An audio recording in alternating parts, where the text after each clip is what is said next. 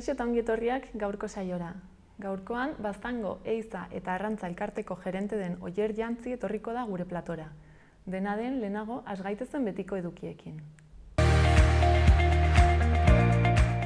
Ikus ditzagun gaurko efemerideak. 1901 abuztuaren lauean Louis Armstrong trompeta jole estatu batuarra jaio zen.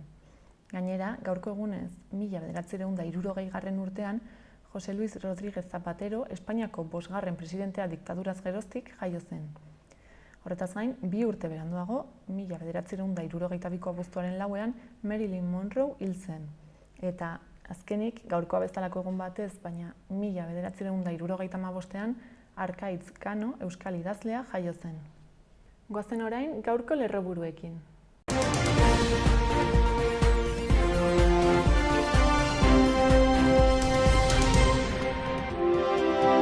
Nafarroak 302 koronavirus kasu berria atzeman zituen atzo. 114 ospitalaratuta daude horietatik 21 zainketa intensiboko unitatean. Etxeratze agindua berritzea eskatu du Nafarroak kutsadurei eusteko duen eraginkortasunagatik. Osasun departamentuak eta COVID-aren eragin handiaren aurrean kutsadurak eta ospitalaratzeak prebenitzeko txerto hartzearen garrantzia azpimarratu du. Landa Garapenak Nafarroko zereal kanpainaren balantze positiboa aurkeztu du. Uztailan ohiko tenperaturak erregistratu ziren eta prezipitazio gutxi izan ziren euriak behera egin duenez urtegietako ura 69tik 140 jaitsi da. Uztailan 1583 pertsona gutxiago daude langabezian eta pandemia aurreko zifretara gerturatzen ari da. Lurralde kohesioak behin-behinean onartu du garraio aldaketa lekua eta Oronoz Mugairen aparkalekua eraikitzeko proiektua. Txibite lehendakariak Nafarroko ondare artistikoaren balioa nabarmendu du despopulazioari aurre egiteko bide moduan. San Bartolome gotor lekuak aukera eman dio jendeari urrira arte tamaina handiko antzara joko bat erabiltzeko Donejoako bidearen mapa enkriptatua. Enklabes zikloaren barne kontzertua Goldi taldeak Hito Alai frontoian abuztuaren 6an arratsaldeko 8:00.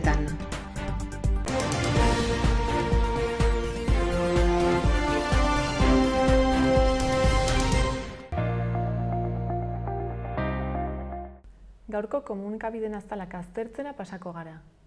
Diario de Notiziasekin hasiko gara. Titularra Nafarroan urtebetean 12.800 lanpostu berreskuratu direla da, eta uztailean 1.583 langabe gutxiago daudela. Argazkian, Monkaiola eta Merino medallistak izanen direla nabarmentzen du. Gainera, Tokioko Olinpiar-Jokoekin jarraituz, Asier Martinezek bere 110 esidun seria marka oso on batekin irabazi duela azpimarratzen du. Nerea Penaren deklarazioak ere jasotzen ditu azalean. Esanez, eliminazioa kolpe latza izan dela. Eta horretaz gain, Gurbindo eskubaloiko finalerdietan sartu dela ere iragartzen du. Gaia aldatuz, oposizioak tokero autoritario eta manipulatzaile bezala deskribatu duela jakinarazten du gaurko Notiziasek azalean. Bestalde, Iruña gizarte zinemaren epizentroa izanen dela aipatzen du, 20 herrialdetako 62 filmekin. Horretaz gain, 17 urtetik berakoen osasun mentaleko arreta eskaera hazi dela azpimarratzen du. Eta bukatzeko, adinekoen egoitzek 28 positibo eta 2 heriotza izan dituztela jakinarazten du. Diario de Navarrarekin jarraituko dugu. Titularrak dioenez, Nafarroako sexu delituen biktimen ia erdiak adingabeak dira. Bestalde, atzokoa Tokion egun biribila izan zela azpimarratzen du. Argazkiaren bidez, Asier Martinezek bere debutean harritu egin duela nabarmentzen du. Bestalde, Merino eta Monkaiola urreagatik borrokatuko direla jakinarazten du, baita Gurbindok finalerdietarako sarrera lortu zuela ere. Eta gai aldatuz, amaitzeko, Nafarroako kontzesionarioek sektoreko aldaketen aurrean duten kezka adierazten du egunkari honen gaurko azalak. Gararen azala aztertzera pasako gara. Titularra beste eraso batek transfobiaren larritasuna agerian uzten duela da. Argazkiaren bitartez aldiz, Martinezen eta Labeagaren baldintzapeko askatasuna nabarmentzen ditu. Gai aldatuz, uztailak prekarietate merkatu batean 4.750 langabe gutxiago uzten dituela jakinarazten du. Bestalde, Euskal Autonomia Erkidegoko Justizia Auzitegi Nagusia hondartzetan maskarak erabiltzeari buruzko epai batekin barregarri geratu dela aipatzen du gaurko garak. Eta amaitzeko, kiroletan, Martinez 110 metroko esiduneko finalerdietan izanen dela azpimarratzen du. Berriaren azalarekin bukatuko dugu. Albiste nagusia 3 egunetan 6 salaketa izan direla da, eraso matxista eta transfoboengatik. Bestalde, hegoaldeko langabe kopurua itxialdi aurrekora hurbildu dela jakinarazten du. Tokioko Olinpiar Jokoetan aldiz 2 albiste nabarmentzen ditu. Batetik, atletismoan, Warholmek munduko marka eta Glodarzikek 3. urrea eskuratu dituztela azpimarratzen du. Eta bestetik, futbolean, gizonezkoen finalerako 5 euskal jokalari sailkatu direla jakinarazten du. Amaitzeko eta gai aldatuz, eztandaren uinean harrapatuta dagoen Beiruti eskaintzen dio arreta gaurko azal honek.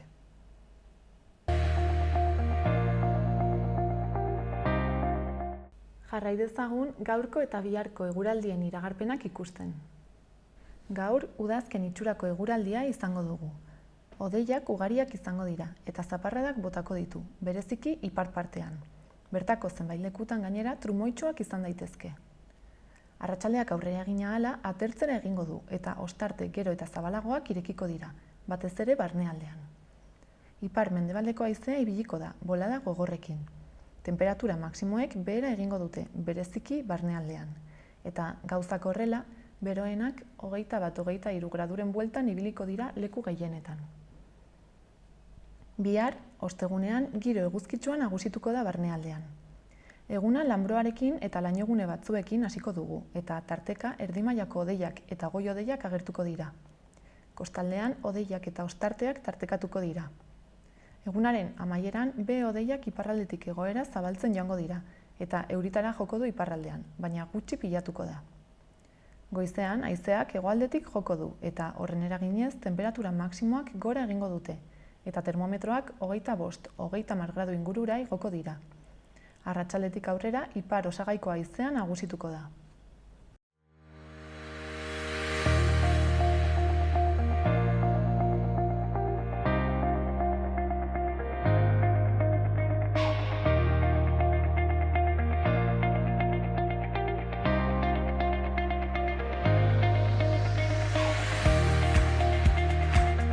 Orain Baztango Ehiza eta Arrantza elkarteko gerentea den Oier dugu gurekin platoan.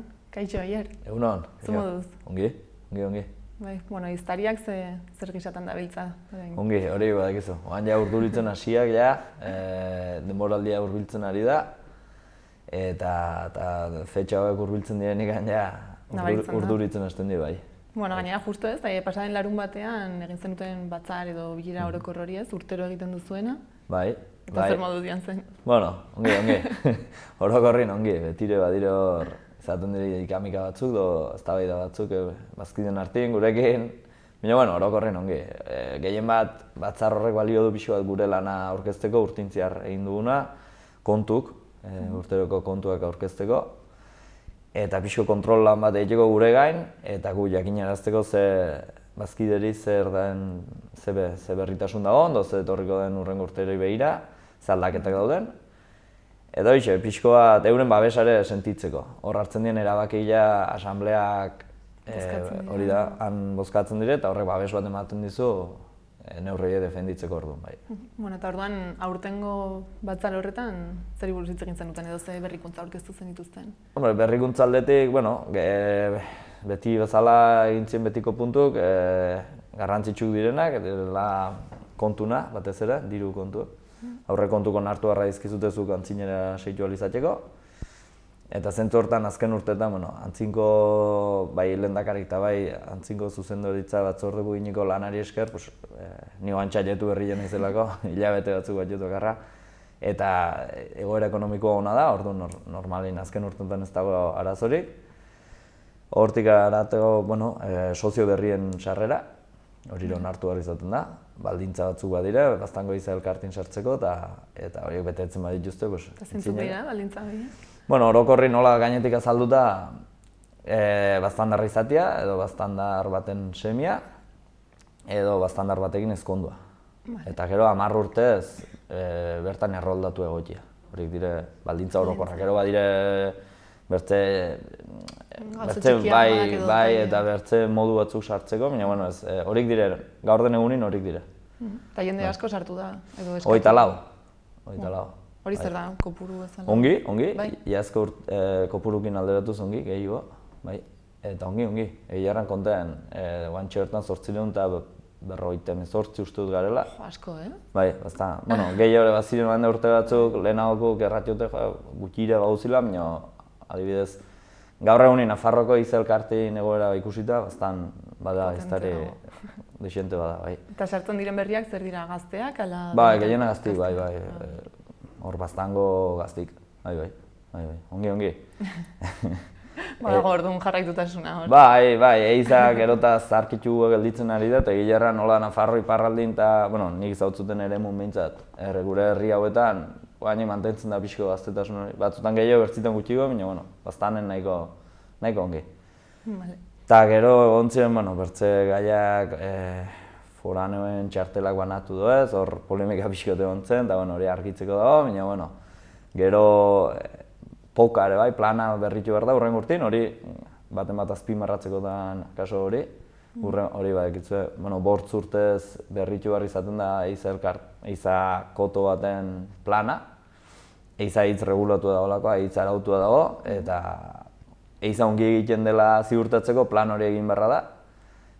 Eta hori hurrengo urtein egitea tokatzen zaigu. Hori nork egiten duzuek, ala Nafar gobernutik? Biologo bat etortzen da, biologo batek laguntzen gaitu lan hortan, guk ere, bueno, nik guarda bezala berari lagundu beharko diot. Hasi gara ja, bai, lanin ja hasi gara gabez egiten txugun konteotan, zenbaketetan, animalik ikusiz, eta apuntatu zenbat ikusten txugun, eta bueno, hor badira gero formula batzuk, distantzia jakin batin zenbat animalik ikusten txuzun horren arabera jakiten da zenbat dauden, bai, gutxi beti Eiza barrutin zenbat dauden. Eta horren baitan erabakitzen da izatzen aldeen, ez? Hori ja guk txosten hori egiten dugu, biologun laguntzakin, biologuk idazten du gero, eta Nafarroko gobernura bidaltzen da. Eta gero Nafar gobernuk ezartzen ditu... Nafarroko gobernuk erabakitzen du ongi egina daun, balio duen, ez du balio, edo zerbait aldatu behar baldin badauz. Eta hola, eta hortan ari gara, eta hori izan da nik uste hurrengo urtiri begira berrikuntza nagusia. Gero urtero bezala baztango, bueno, hor Nafarroko gobernuk, edo Nafarroak ezartzen ditu arau batzuk Eizari begira, bakarra gero Eiza barruti bakotxak bere barnea araudia ere osatzen aldu. Beti ere zorrotzagoa baldin bada. Ezin da, Nafarroko ezin du zabaldu, araudi hori ezin duela osotu, zorroztu biharra du, gogortu biharra du. Ordu, bueno, guk betiko neurriak azpimarratuen dituen, eta... Zeintzuk dira neurri horiek? Bueno, gehien bat, Eiza Kazamaior edo, bueno, Eiza Larri euskeraz deitzen horreri, horik dire basurdia orkatza eta oreina gure kasun, eta horieri arautuk daude, pues, bueno, Nafarroko gobernu, bueno, Nafarroko araudiak abuztu basurdia eta orkatzan kasun, abuztuk 15 antzintu du Eiza sasoia, gehien bat azken urtetan egon diren arazungatik, batez ere basurdikin. Zarazo? Kaltiak eta bai, poblazio sobera. Bale. Baserritarrak ere, gure kasu behintzat baserritarrak ere sortzen dizkiete kaltiak, eta ez gutxi gainera. Eta orduan horreri erantzuteko, antzintu zuten, bakarra gure Eiza barrutin hori etzen Eizarik errantzuten, irailara atzeratuko zuten. Orduan hori berriz ere oroiarazi, bazpara. Eta listo horik zaren ziren pixko eta azpimarratzeko nik uste, bai. Bueno, hitz egin dugu guztia Eizari buruz eta arrantzari buruz zerbait... Bai, arrantza... Gelitzen da pixkat... Ez, arrantzakin badu guk ere kontua da gu ez garela koto bat arrantzari dagokinez, gu Eiza barruti bat gara. Kontua da, gure elkartin arrantzalik ere badire, eta saiatzen gara mantentzen, sektore horreri ere kaso egiten, eta bai, parte hartzen dugu gehien bat, mi hor badu Life ireki bai proiektua bat zen, eta horren baita Nafarroko gobernukin elkarlan bat edo lankidetza bat bagenuen, eta laguntzen genuen erreka garbitzen batzutan, urtero erreka garbitzen genuen egun batez, gero konteuk ere egiten genituen hango guardakin, Nafarroko gobernuko basozainekin, bai. Eta, Mugaireko pistifaktorian ere laguntzen genuen, amurreiak eta izokik markatzen, eta, bai, bagenuen elkarlan bat, kontua da bain bueno, iaz pandemia dela eta pixkot, udaberrin egiten da eta justo pandemia okerren orduntza hon, orduan ez genuen egin. Eta, bueno, baina, ikusi behar da hurrengo urtetera begira zer dagoen, baina bai, hor arrantzari ere... Garrantzia. Bai. Eta normalean zer ehiztariak ere arrantzaleak dira edo... Ez du zertan, batzuk badire baiet, bertzik ez. Normalin bai, azkenin, pensatu, ehiztaria dena edo arrantzalia dena, landa gehien-gehientan, badire Iruñan, badire, bueno, Iruña edo Donosti gure bazkide gehienak, kanpoko gehienak Iruñakuk edo Irun ingurukuk dire. Bino, bueno, gehienak herri landa ere mutakuk dire. Eta zenbat pertsona aritu daitezke ehizatzen baztanen? Zer esan dugu ez, bazkideak eta gero aparte ere kanpoko... Bai, bueno, hori... Badago kopuru bat, dela... Bai, egondu da kopuru bat azken urtetan 10 hartzen ziren kanpo, bueno, foraneo deitzen zaienak, kanpotik etorriek, horiek ez dute baztanekin inongo loturarik, diru bat jartzen dute eta horren arabera ehizatzen aldute. Kontua da hori, gehiago zaten zen, elkarteren bertze diru sarrera bat ezala ez. Ez gehiago, ez hainbertze kotuk... Behar duela. Bai, edo kotuk jasan dezakeen ehiztari kopuru horren arabera ez, gehiago zen diru sarrera bezala. Bastane batzu 30.000 hektarea eta hor ehiztari haitz koto ondila da. Eta aipatu duzu hor polemika egon dela gai horretik. Bai, bueno... Zer nahi dute batzuek? Bai, hor beti bada, batzuk nahi dute sartzia, beste batzuk ez. Orduan batzuk nahi dute inor sartzea eta beste batzuk. Hori da. Erratiote egoera ekonomiko ona dela. Eta, bueno, hor ikuspuntu desberdina duen, ni azkenien gerentia naiz, lehendakari gairik ez dagoelako, orduan eurek dute batzarra soberanua da, eurek erabakitakoa da gero arautzen dena, ehiztarien gan dago erabaki hori, eta hortxe biltzen dira. Bai, ikusiko da. Eta noiz erabakiko da hori? Ikusiko dugu argitzeko puntu batzuk daude, eta bueno, hori ikusiko dugu hurrengo asteetan konsultatuko dugu juridikoki abokatuekin eta hola. Bueno, hor egon duzen eztabaida bat, baina bai. Oainik ez dago argi, baina erabakiko dugu bai. Eta noiz hasiko da ehizaren denboraldia edo? Ehiza, bueno, hori beti da baduie espezie edo ehiza modalidaden arabera. Orain hasten da media beda deitzen dena, hemen ez du olako itxurarik. Hori abuztu erdian hasten da, eta gehiago da hegoaldin, Nafarro hegoaldin edo Euskal Herritik kanpore itxura bada, media beda uso ehizin aritzeko, baina hemen ez da apenas inorri biltzen. Galeperretan ere biltzen dira, baina hemen ez da hon... Eta baztanen zein da potenteena edo gehien? Potenteena hasiko da irailan hasiko da basurde ehizia. Basurdia da, baztanen badioko harria desente, basurretakuk, 10. Eta hor hasten da urtin hasiko da basurdiakin, gero hasiko da orkatzare bai, gero urrian hasiko da usua, urriak 12an hasiko da oilagorra, eta hor da, udazkenin izaten da, basurdia irailetik otsaila arte izaten da. Hori, 6 hilabete horiek dire gehiena, baina gogorrena urria izaten da, orainik ere naiz da uso pasa edo deitzen dena pixkot murriztu den, hainbertze uso horik agertzen, etortzen, baina hor da, ehiztari movimentu handina hor da. Eta, baztanen nola ikusia dago? Somatzen duzue, jendeak pixkat kritikatzen du, ala onartuta dago eta ongi... Denetik bada. Ni, konstiente gara, ni nintzat konstiente naiz, ehizak erota etxai gehiago txula, baina, nik uste hori gizarteak erota urbanizatu dagoelako, landa ere mutan ere, lehenagoko bizimodu hori, naturari hain lotuta zegoen bizimodu hori pixkot aldatzen ari da, ez da kritika, ematen ari dena, sin mas. Eta horrek, pixkot ehizitik jende gaztia, eta batez jende gaztia, urruntzen ari du. Landa ere mutan orainik mantentzen da, gehien bat, ez bakarro itxura bezala baita ikusten delako bere funtzioa badulako, adibidez, poblazio igo direnikan segun ze espezietan, pues, bueno, regulatzeko modu bat badelako. Bai, azkenin gizakiek... modu bortitzena edo, ez? Bai, hombre, hori ala da, ez? Kontua da gizakiak ja dena hainbertze alteratu dugula, gizakiok, hainbertze alteratu dugu dena, naturak bere gisa regulatzekoren zailtasuna ditula, eta karo, adioz baserritarrekin aipatutako kasu, baserritarrak denak nahi dugu antzina segitzen, badire, adioz basurden kasun, baztanen egunero bizitzen dugun zerbait dela, kaltiak, sortzen juzten kaltik, baserritan eta baserritarrea honi zehiltzen diete, eurek deitzen gatuzte, ez gara gu joaten eskatuz basurrik izatzeko deitzen gatuzte, eta honiztan nahiko larrituk, eta karo, azkenin belasoruk zaintzez eurek arduratzen dire, gure paisaia zaintzez neurri handi batin eurek ere arduratzen dire, eurek daude egunero mendian, eta eurek ikusten dute batzutan, basurde familia da sartzik, ze kalte suposatzen aldien euren belasoro horietan. Eta gero, gu saiatzen gara horreri erantzuten, kontrol bat erantzen saiatzeko, orduan, hori, errealitate hori bizidunak eiza guainik ulertzen du, eta gure landa ere mutan gure herritan oainik ulertzen da. Bai, ulertzen da, edo ez du etxai haunitzikan behintzat. Mino bai, gero kostientzak gizarte osotasunin ikusita badela, eta neurri batin ulertzekoa da. Mino, gizartek ulertu behar dure bai, aitzaiz regulatu dagoela eiza.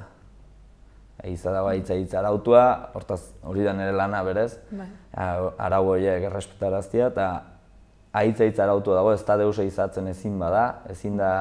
Baina egongo da ez, betet arau horiek... Bai, hori beti da, hori sektore guztietan bazala, iztarien kolektibun ere badire finak eta badire ez dienak hain finak. Baina, orokorrin aitzaiz arautua dago, eta orokorrin erran barra da iztariek errespetatzutela, ez da arpegia xuritzetik, baina hala da, egilarran orokorrin nahiko zorrotzak eta nahiko zintzuk dire denak ere. Kontua da batzutan pula gehien edo soinu gehien gutxi horiek atetzen dutela eta gero saltzen dena edo komunikabideetan aipatzen dena infrakzio horiek edo arau hauste horiek eta hori. Hori da gizartera aletzen dena. Denain ez delako erresa izango ez, kontrolatzea arau guztiak betetzen dira? Ez, hori... Saiatzen gara... Ere muain handietan... Bai, eta baztanen ez gara gu bakarra, ez nahiz, ni bakarra foru zaingo ere hor dago, seprona ere hor dago, eta gero ingurumen saileko basozainak hor daude, orduan, eta baztanek ere batxu bere basozainak. Orduan, bada kontrola, baina zaila da, alere zaila da. Zintzara ez, toki guztietan egon. Eta etorkizunak orduan, ez dakit, kezkatzen zaituzte, ala nola ikusten duzu? Hombre, niri personalki,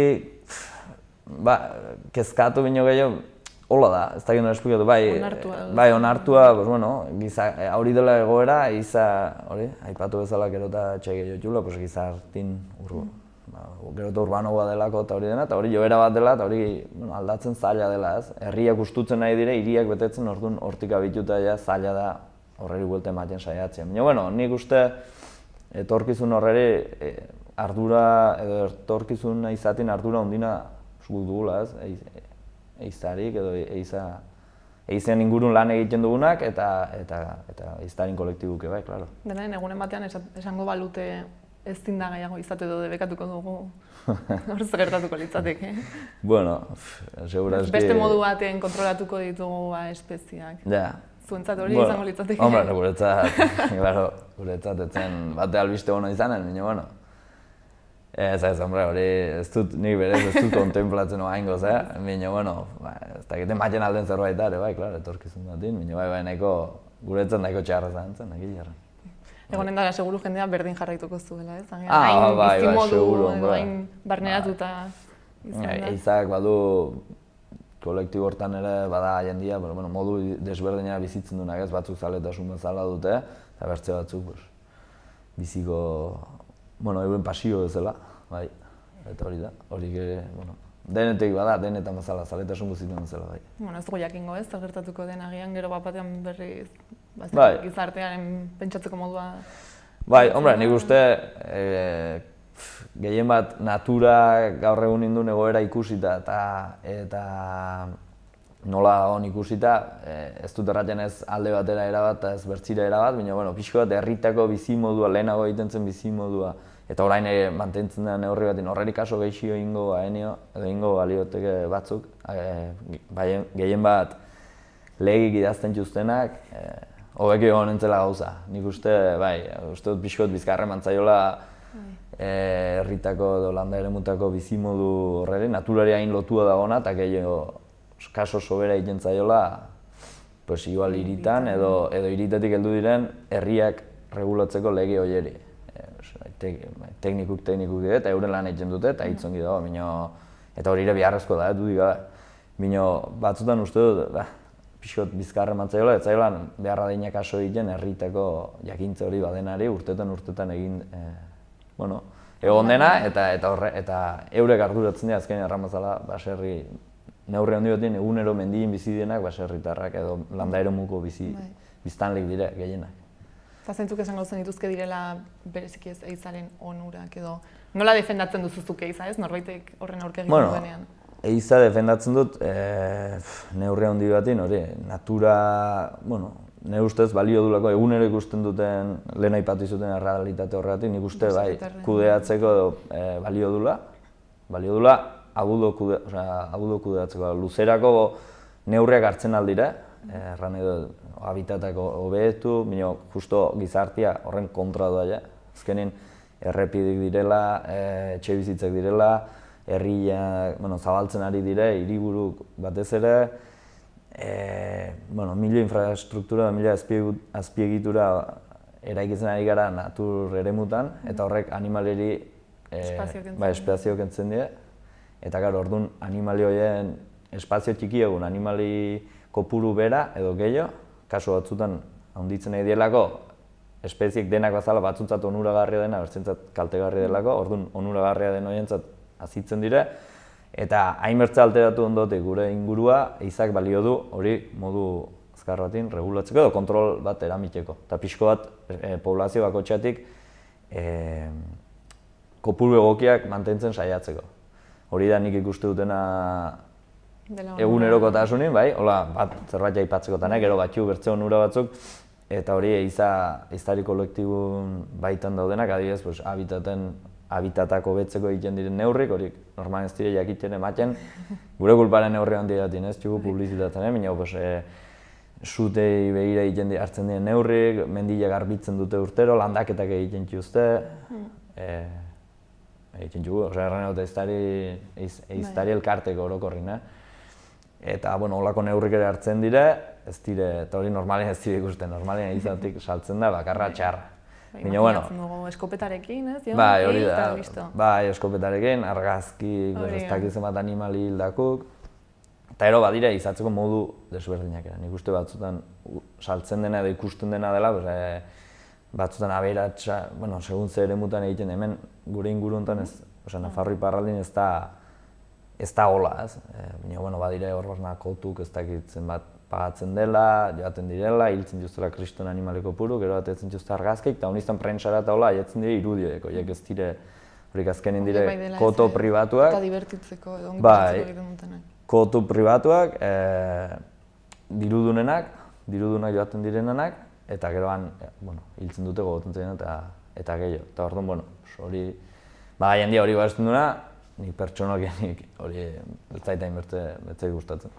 Baina, gure kasun, baztanen nik lan egiten kotu, azken da nik eraitea alduten eremua edo, hor nabilela, ez da hola. Baztanen ehizak puskaz bertze helburu batzuk batzu eta bertze... Irudi distortsionatu bat ez iristen zaigu. Bai, haietzen da azkenin nik uste irudi. Ez da egunerokotasunin gure eremun, eremuka aldatzen alda, nik hangon berri ez dut, nirien berri. Eta nire ingurun ez da hola, hemen egizatzen da posible dena, ez da deus gainetik egizatzen, saiatzen gara bintzat. Eta... Horretarako zaudete, eh? Hori da, horretarako daude. Eta gero, hortik goti ematen dena, saiatzen gara kudeatzeko erraminta bat izaten, jazta. Ez dago gehiago, guk ez dugu... Orduan orain ez, pendiente zaudete azte gertatzen den foraneoin kontu horrekin ez? Bai. Eta gero ja... Hasiko da denboraldia ez? Hasiko da denboraldia eta asamblea hortan erabaki denakin, joko du antzinera. Horrengo urtera arte. Hori da, gure lan izan da hor erabakitako hori errespetaraztia, baztango barne araudiak eta Nafarroko ehiza araudia errespetaraztia, eta hola segituko du lanen, gero oso denboraldinera iko gara zozketatara joaten, baztanen zozketatzen baite oso pustuk, eta goizeroko lana zanen dugu hori, eta hola, ongi, espero dut ongi joatia. Bueno, ikusiko dugu, ez? Hori da, ikusiko dugu. Ez ziren ez da bai da gehiagi sortzen. Zaila zanen da. Saiatuko era pakie batzen. Ez dakit ez, zerbait faltatu izan den, esatiko, ala zerbait... Ez. Eskertu, aukera hau ematea, hemen azaltzeko zein den pixko gure lana eta zer egiten dugun, eta ez baitu aukera honitzik zaten. Ez da errexea ere, ez? Ez da errexea ez. Mila esker, zuri, etortzeagatik, eta nahi duzunera arte gongo gara beste baten ere. Hala, eskerrik asko.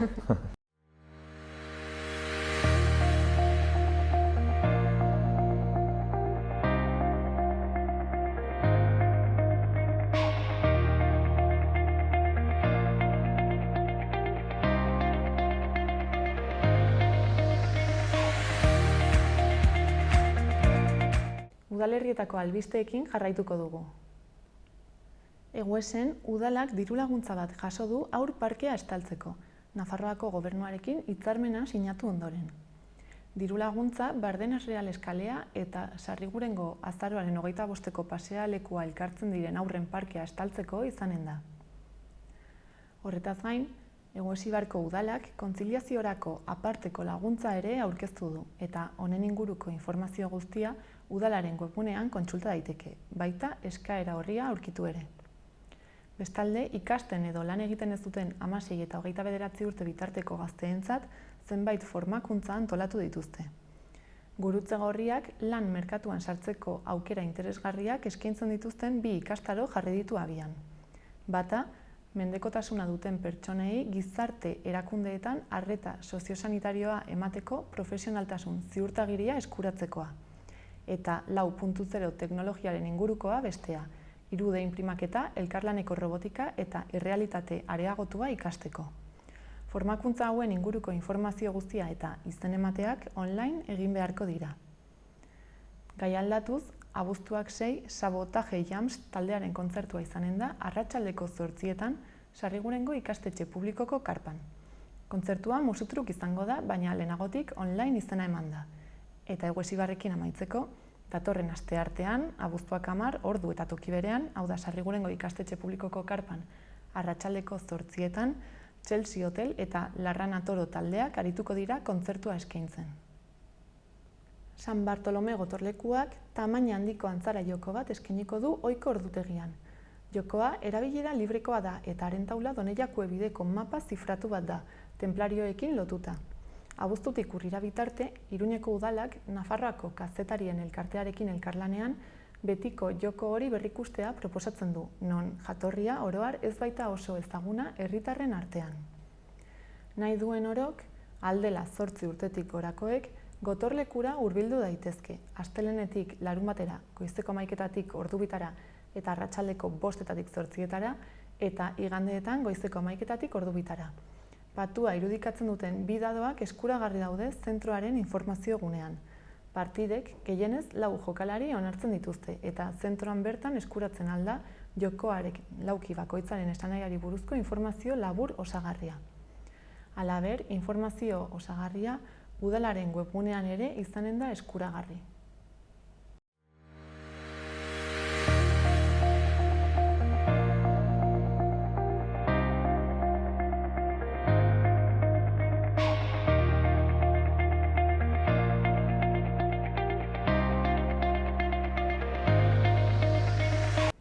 Beno gaurkoz hau izan da guztia.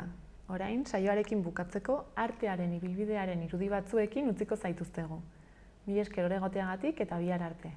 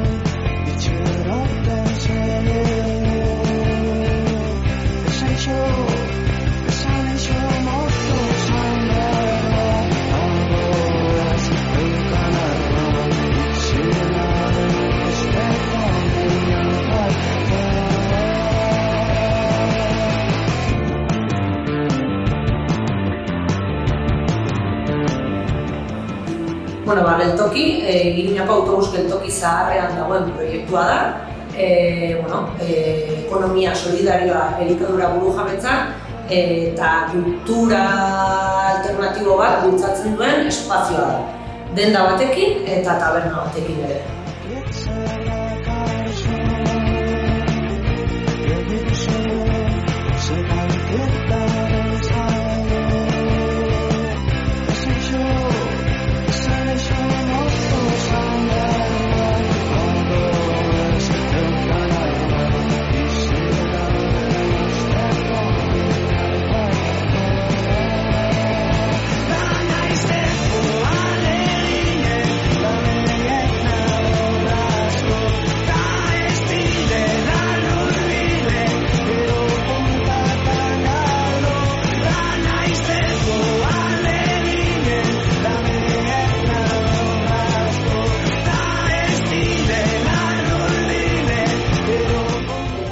Urte bete zituen ekainan, ireki zenetik, eta hemen, espazioa udalarena da, udalak elkartera atera zuen, hor badago Iruña Geltoki izeneko elkarte bat.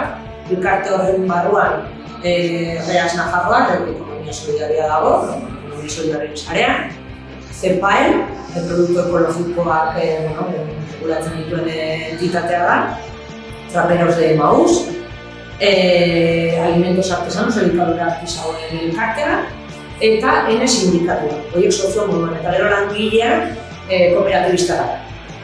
Momentu honetan 13 langile gaude, 3 arloetan banatuak, eta gero esan beharra dago, bai tabernan, bai dendan, lan egiten dugula produktu ekologikoekin, sasoikoekin, bertako ekoizlenak, eta bestela ere bidezko merkataritzako produktuak ditugu, ekologikoak. Eta gero, kultur jarduera desente egiten ditugu,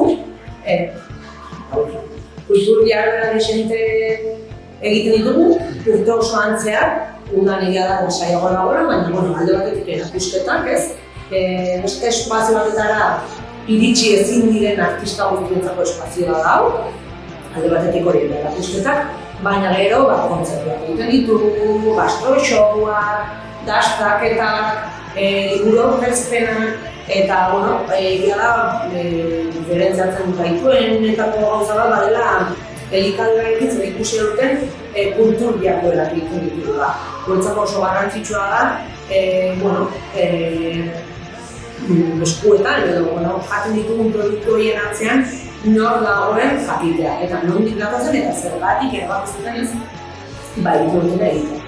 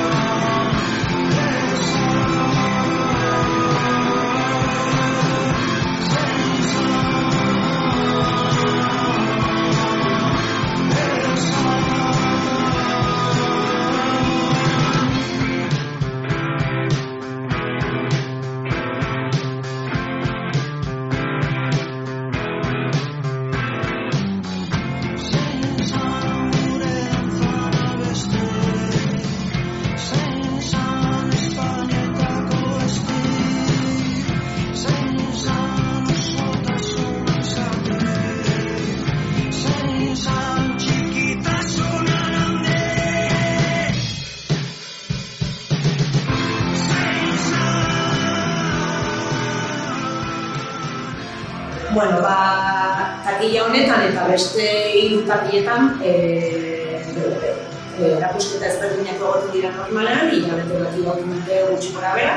Eta, astelehen honetan, Mustu Berriaren erakusketa hau, Teresa Montesen kuadroak dira.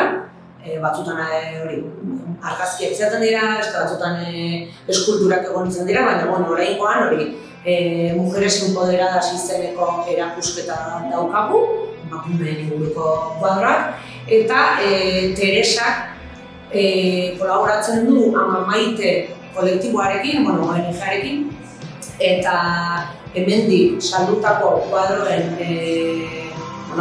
diru guztiak edo benefizio guztiak joango dira ONG horretarako. Eta hauetik dituzte proiektu ezberdinak Afrikan eta hauekin lan dituzte eta dirua joan.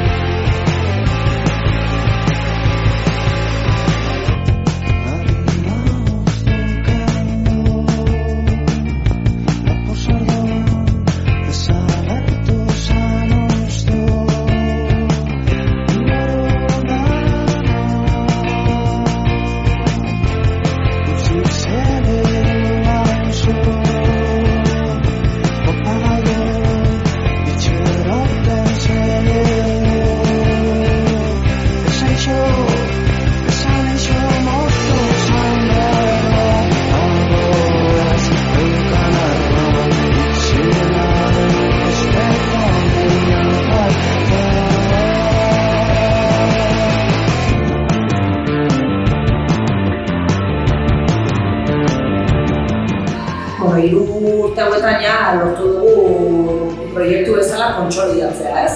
3 arloak, bai taberna, bai denda, bai kultur espazioa. Denda ez da itxi, pandemia garaian, eta hor hartu gara bezero gehiago lortu ditugula, jendeak pixka bat kontzientzia hartu du, ez? Bertako produktuak kontsumitu direla, bertako ekoizlenak, bertako denetan, eta alde horretatik oso kontentu gaude. Tabernan ere, irekia daukagunean behintzat bezero desiente etortzen zaiztugu eta baditugu bezera badakiten nola datuzen da zerta datozen eta oso harrera ona, oso kontentu eta kultur jardueretan ere bai, kultur jarduerak ere inskripzio epea ireki orduko jarduera asko show-ak eta 24 ordutan normalean egiten dira eta zela behitzen dugu. Alde oso kontentu dago.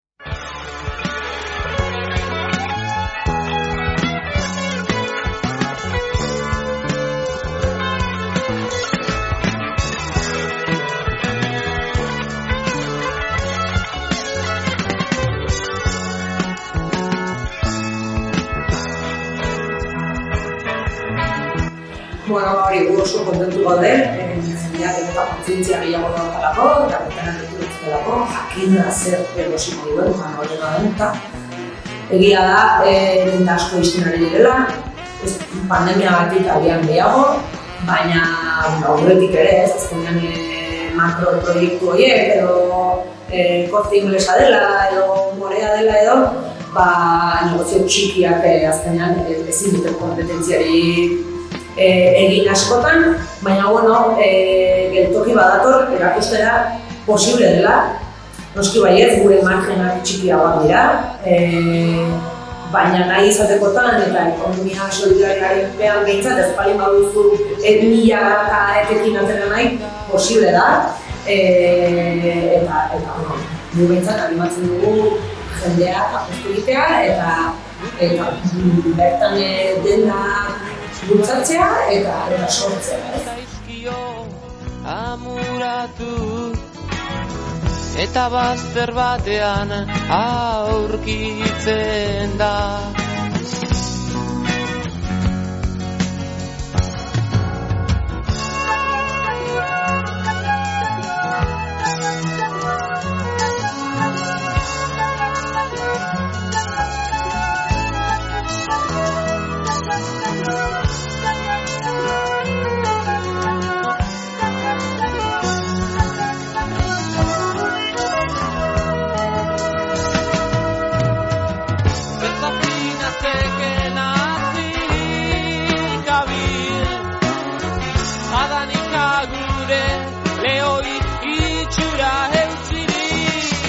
Gauaren pareta espraiatu duzu.